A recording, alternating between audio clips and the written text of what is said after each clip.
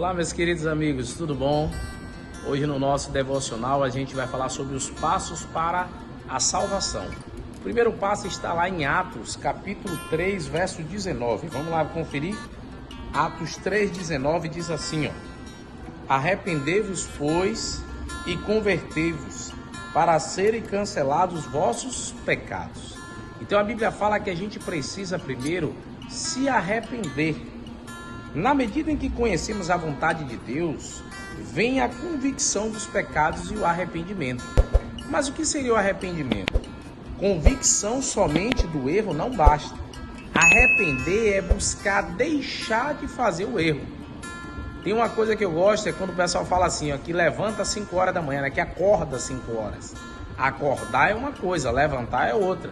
Eu conheço gente que acorda às 5 horas, mas só levanta da cama às 7 horas. Então você entender que é errado é uma coisa, outra é você agora deixar de fazer. Então a gente precisa que o arrependimento verdadeiro traga para nós tristeza e um afastamento do pecado. Isso, claro, a gente não vai fazer de nós mesmos, mas isso só vem pela convicção da certeza de que Deus está conosco e daquilo que é certo.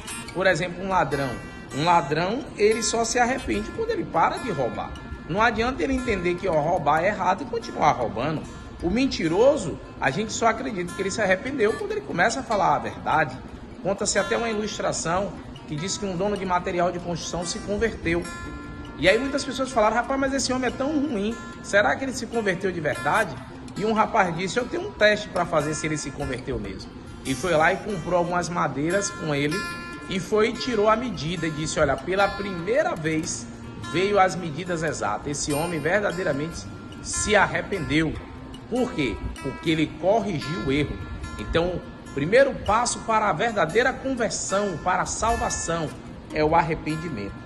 O outro passo, vem aí a palavra que eu usei, né? Confissão. Em 1 João, capítulo 1, verso 9, diz assim, ó: se confessarmos os nossos pecados, ele é fiel e justo para nos perdoar os pecados e nos purificar de toda injustiça. Grave bem esse texto aí que a gente vai usar ele de novo. Mas eu quero me prender à parte que diz, ó, se confessarmos. Então a gente precisa se confessar. Confessar, se a gente não se confessar, não deve esperar o perdão.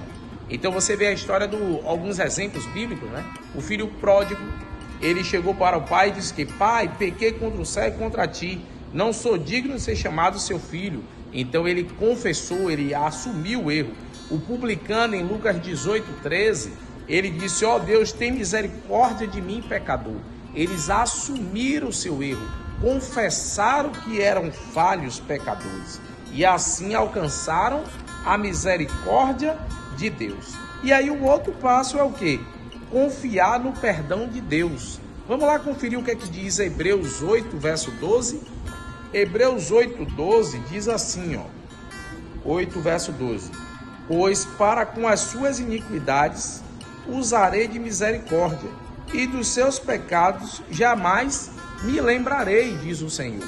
Deus diz que Ele vai nos perdoar, e Ele coloca que não vai mais guardar, Ele não guarda, né, na verdade, nenhum sentimento de angústia, nenhuma tristeza conosco. Mas às vezes a gente, mesmo confessando, se arrependendo, ainda acha que não foi perdoado por Deus. Coloque uma coisa em sua mente, amigo. O nosso sentimento não é maior do que a palavra do Senhor. Não dê tanto valor ao sentimento. Entenda que se Deus prometeu, Ele é fiel.